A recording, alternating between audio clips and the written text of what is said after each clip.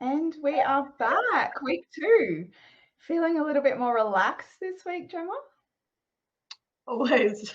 Yes, absolutely. We definitely were thinking that last week's was absolutely terrible until we watched it back and thought it wasn't as hectic as we thought we were being and scattered. So yeah, it's good. It definitely felt like we were jumping around a lot. So hopefully round 2, a little bit better today. But welcome everyone to Frankly Finance with Gemma Mitchell and myself, Lexi Smith. If you listened last week, you would know that we are former practicing financial advisors who left advice to move into financial coaching and both started our own financial coaching businesses. Last week, we spoke about the differences in Australia between financial advice, financial coaching, and also spoke about financial counselling. So today we're going to dive a little bit deeper into the financial coaching side of things. We're going to be opening the vault, sharing stories about some of our sessions. I've got a client intake form that I use and I ask some key questions in that. So we'll be certainly having a look at those answers to the questions, and then Gemma and I can chat through that. I was going to say, I also have that exact same form because I copied it from you because it's great. Collaboration, right? There's no point in reinventing the wheel, especially with something that works. So these questions are designed to really unveil someone's motivations behind seeking some guidance. Money is such a taboo topic. I even spoke to someone yesterday who was her very first session, and she mentioned that she never talks about money to anyone in her life. And so for her, it was just a huge weight of her mind to actually to get it out. And she, from what she was saying, she didn't think that she was in a very good financial situation, but because she'd never spoken about it, she didn't have anything to compare it to. And given I see this stuff all day, every day, it's all I do, I could quite confidently tell her that she was in a much better situation than maybe she thought she was.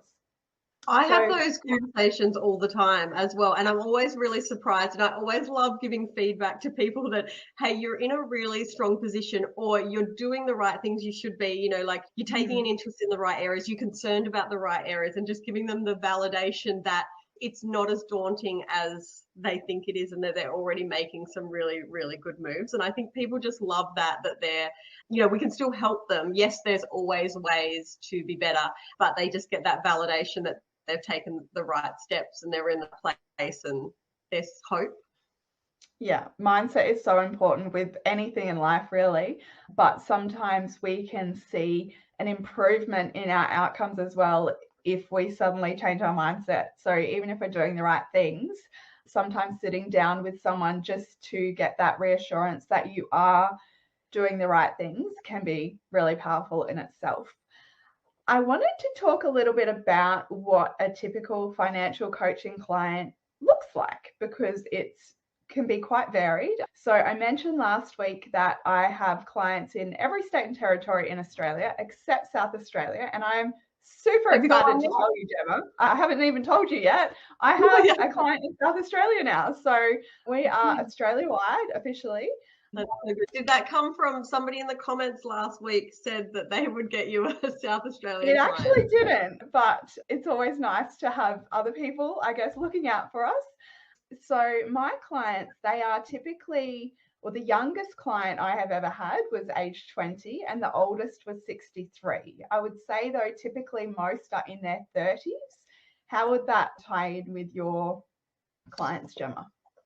Yeah, I would say the same. So the typical client is probably 30 to 40s because most of my referrals come from mortgage brokers, other financial advisors, and accountants. And the reason that they come to me is because, so the mortgage broking is obviously because it fits and they're doing, making some big money changes.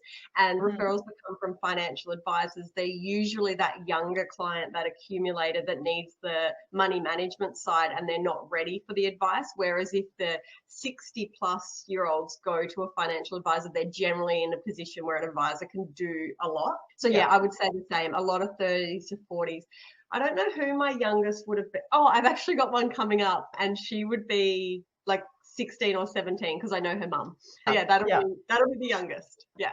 Which, like, And how what an about, amazing thing to get advice, like to get support and coaching at that age. yeah. In terms of income for singles, I've seen the range between $45,000 and close to $300,000 a year. And then for couples, it typically sits between 80,000 would be the lowest family income, all the way up to $500,000 a year in income. So this kind of stuff, like it doesn't discriminate. It impacts everyone, and money touches every aspect of everyone's life. So how would that, in terms of your client base, would that be similar figures? I think so. And I think that's a massive misconception that people think, oh, they're good income earners. Like, oh, maybe I won't talk to my friends about money because I know they're good income earners. They must be in a better position than me. They must manage their money better. But it's not necessarily the truth at all. Like, as you said, it doesn't discriminate. But yeah, I would say that most of the people that I see in that 30 to 40, they're on around 80 kind of plus, but it can be totally different. Like all the time we see people that are not working at all because they're taking a career break or they're setting up a business so they don't have income coming in. Yesterday I met with a lady who isn't working, but based on her situation, child support, spousal maintenance, because she used to be an overseas resident where that's more popular, is on over 200,000 a year from these different income streams and not working. So you absolutely never know until you get that form or you speak to them. You absolutely can't read a client's situation at all. And I guess it reiterates as well that sometimes people look wealthy, but in actual fact they aren't. And then vice versa as well. You see a lot of people out there that look like they have not a dollar to their name, but they are incredibly wealthy and have a lot of choice in their lives and just don't necessarily talk about that or display that. So yeah, certainly you can't judge a book by its cover. In terms of occupations, so I typically see a lot of lawyers, teachers, and nurses. I don't know what it is about those occupations, and it could just be word of mouth that, I've met with one and then they've spoken to the people around them. But I've got a little list here that I put together this morning to show how vast the different occupations are of people that I see. So on top of those three that I mentioned, we've got flight attendants, property managers, public servants, real estate agents, police officers, architects, photographers, bookkeepers, which might surprise some people. Yeah, you'd assume that they're like good with money. But as I said last week, I'm a financial advisor who I still go to an advisor to bounce all my ideas around and talk about everything. So that would make sense that a bookkeeper who's good with managing and, still needs help with their own finances. Yeah. So again, there is no particular occupation or income that makes someone. What's the strangest occupation, like uncommon occupation that you've seen? That is, I don't really know that I have seen anyone in an unusual occupation. Do you have an example? No, but I know that you were What's talking about running. You were talking about running some workshops for an accountant that dealt with like the adult industry. Yeah. So that would have been like an interesting different income. And there are so many ways to earn an income, and it doesn't really matter where it comes from. You still have to find a way to manage it. So the questions that I now know that we both ask people before they see us, because the goal, I guess, is to gather as much information as possible before our meeting so that we don't need to spend that meeting simply gathering information. We can just get straight into it. So the main questions that I ask are, what do you hope to gain from the meeting? I think it's really important that the meeting is focused on what the other person on the other side of the screen actually wants to go through, because there's no point in me having a set agenda and going through, typical financial coaching things if it's not going to be relevant to them. So making sure that we are going through what they actually want to go through is really important to me. Whether they have any specific questions that they would like me to answer.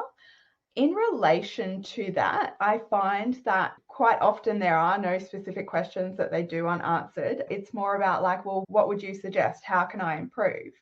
Do you typically see people that have very distinct questions that they want answered? Or is it more like, I've never really spoken to anyone about money. I know I could do better. Can we talk about this? Yeah, I think it's really important to set the expectation. So I love asking, what do you want to get out of this meeting? And do you have any specific questions? And usually people will put a specific question in there, but they don't know what they don't know, and they know that. So if Yeah. that makes sense. So usually by asking them what they want to get out of it, then I can work out the questions that they have that they just don't know how to formulate. And Yeah. yeah, so I think the specific questions allow us to set the expectation that if we could even answer that, is that an area that I can give you a lot of general information, but I'll be the first stepping stone and it will result in you needing to go here, here, and here.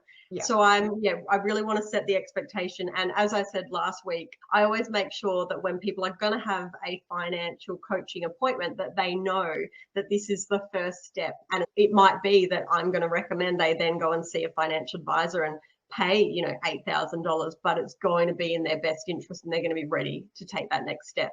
So I think, setting the expectations and making sure they know that we're not going to be able to fix everything in one appointment. We're going to give them information and education and support and hopefully confidence. But the most important thing I want people to get from these appointments is that the where to from here plan, because most of them just feel like frozen, that they've either got no information on financial topics and what they need to know, or they're overwhelmed with all of the social media, all of the books, all of the podcasts, and they're like, I have no idea what to do because I've got too much information. So I think when you know what they're wanting to get out of it, then you can help them with that roadmap of where to from here after you've seen me.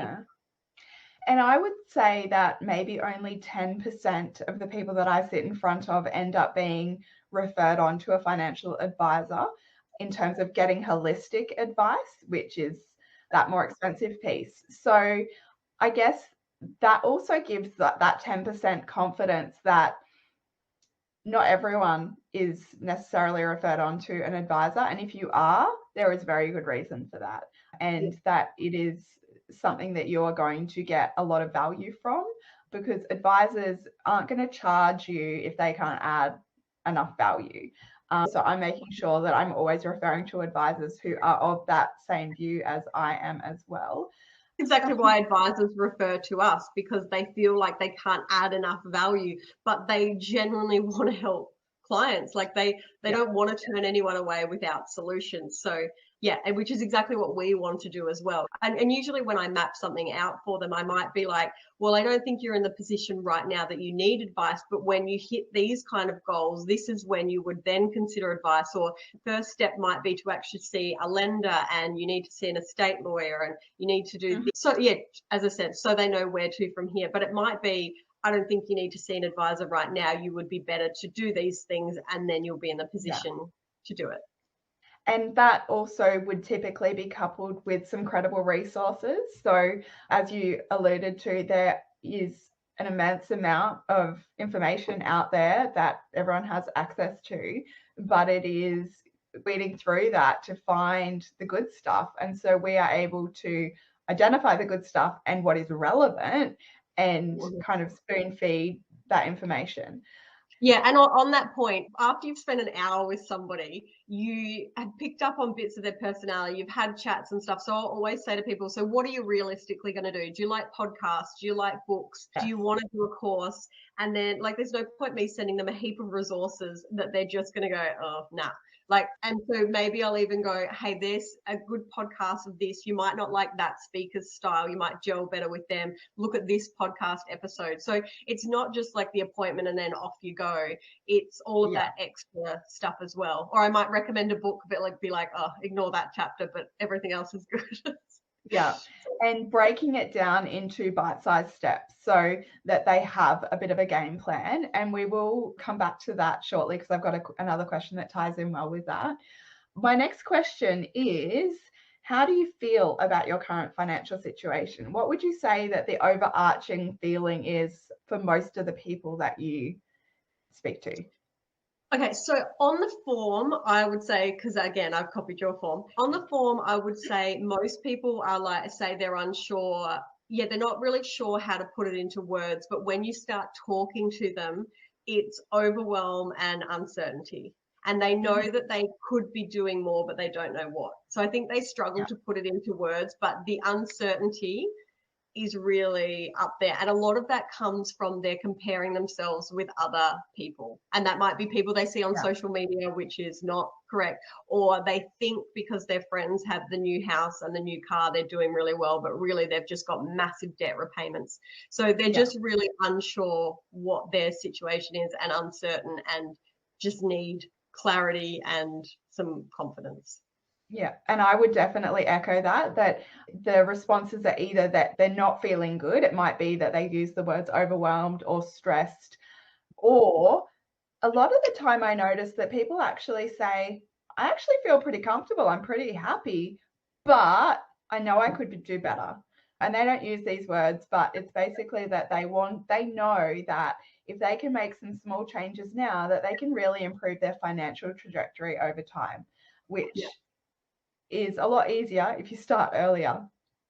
So the next question is around financial goals, and I've made a little list. I've compiled all of the responses that I had, and they fall into probably 10 different things. So it's paying off debt, being financially stable, not living paycheck to paycheck, maybe buying a property, growing savings, or if they've already got the property, being mortgage free, starting an investment portfolio, going on maternity leave, which you would typically expect to see with couples in their 30s, getting a new car, and building an emergency fund. Outside of those things, is there anything else that you typically see in terms of financial goals written on that client intake form?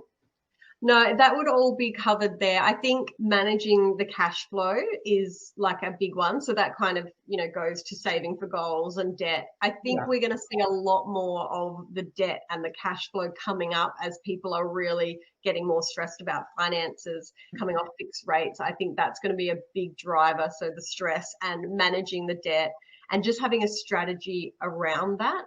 Yeah, I think they'll be the ones that keep coming up, but mainly people want to have conversations about how they can just manage their day-to-day finances better. And the knock-on effect then is they can save for holidays, they can be more comfortable, they can pay off debt faster. Yeah, and that coming off fixed rates is a very big thing at the moment. And I'm talking to a lot of people who they know that it's going to be bad, but they don't realize how bad. So if someone's sitting on an interest rate of, a smidgen under 2%, and then they're about to come off that fixed rate, they're looking at an increase in their repayments of between 40 and 50%. So that is huge, especially if they're already kind of living paycheck to paycheck with minimal capacity to save. We don't want to, it might be a while off yet that someone's fixed rate is ending. It might be 18 months, but I would still encourage those people to get in touch with someone, because you then have the time to work out how you're going to navigate to make that. the changes. Yeah. And then the change in your lifestyle is not going to be so sudden. Whereas I'm finding that most people that I see, that I talk to, my friends, probably even me, if you really look closely, is you just wait till the last minute when you have to make changes. Whereas if you slowly introduce those changes, it's not going to be so stressful. So the longer that you've got, again, it's just like planning for your retirement or investing. The earlier that you start, like if you started planning now and you knew in 12 months time my mortgage payments are going to be so different, you could start making changes now. Yeah, and you're hardly going to feel it the longer that you start preparing that. But I find most people are head in the sand until the month that it happens, and then it's like, oh shit. And there is the very real possibility that people are being forced to sell their homes at possibly an unfavorable time. So it is crucial that whilst, you might have it good now with a fixed rate, really look at the reality of what that's going to look like when that ends. In terms of clients' biggest challenges that they have identified themselves before they've, had a conversation with us, that is certainly one of them in terms of fixed rates ending. Some of the others that I've got here are not being able to save regularly or sticking to a budget. Also know that if you see a financial coach, you may not actually walk away with a budget. I think that's really, really important to highlight that. In my opinion, budgets have their place and they can work incredibly well for a lot of people, but it's not the only option. And a bit like exercise, going to a boot camp might be really great for some people, but it's not for everyone. others might prefer the gym or walking or whatever that looks like for them. And that's what I like about these types of coaching sessions that we do, that it's kind of like we don't have a set agenda. It's a pick your brain session. It's a choose your own adventure. Whereas a lot of the real structured coaching or courses is kind of like, and like the books is, this is the one way to do it if you want to be financially successful. And we both talk all the time about money and managing your money. Money is a tool. So you need a toolkit. You know, what works for your friend might not work for you. What worked for you last year might not work for you now. So you need this toolkit of different ideas that you can mold to your stage in life and try different things. But I'd say the biggest challenge that I see with people in a couple is them actually being on the same page about money. So they might both be all over the finances. One person might manage it, but there's always conflicts. And I find with a couples session, it's more like counseling, being like, okay, so you can have different values and different money stories, money backgrounds, but you can still work together as a team to joint financial goals. You don't have to combine finances and be a financial team. You can have separate bank accounts, separate goals, but it's like talking about that communication and helping them see why the other person might be the way they are with the money. But that seems to be the biggest hurdle with couples, that is a knock-on effect to everything. Because if you're not on the same page about how you feel about money, then how can you be on the same page about how you spend money during the week and how you pay off debt and how you save for a holiday? It's like the foundation. It's a lot easier when you're single and you get to make the decisions by yourself. I actually had a couple last night, and that was their biggest thing, that they recognized that they were not on the same page. And it was very, very interesting conversation. We were having a look at things like their net worth. So looking at, well, what are all of your assets? What are all of your debts? And what is that final net figure? What could you know, if you sold everything and went to a tropical island, how much money would you be taking with you? And it was a really good exercise because she thought that their net worth was a lot higher. She thought that they were in a much better position, and he thought they were in a much worse position. So that realization, I guess, made them realize why they're approaching things so differently. Like, she might be more inclined to splurge, and he's like, what are you doing? And this is why, because she thought that they're in a much better position than what they actually are. And they even recognize as well, like, they don't butt heads about anything in life apart from money, but money touches every aspect of our lives. So really important to get that part right. And I always say as well to couples that, you know, some of the activities that I get couples to go through, it might reveal some spending that one of the other member of the couple isn't too happy with. But I always stress that you guys are on the same team. You are trying to achieve the same things, and recognize that you have had different experiences before you came together and even since you've been together. And you need to appreciate that and, you know, come up with a way to keep it fun and to, I always say, to gamify personal finances so that it doesn't feel like a chore, because it shouldn't. In terms of other challenges that we're seeing come through, so not feeling in control, not knowing if we've done the right thing. And that ties back in with what we were talking about earlier. Sometimes, you know, you actually are doing the right thing. They have a lot of guilt around what they've done, and they just need somebody to listen to what they've done and then go, well, you can't change it, or what did you learn from that? Or maybe it wasn't actually as bad like our last week's.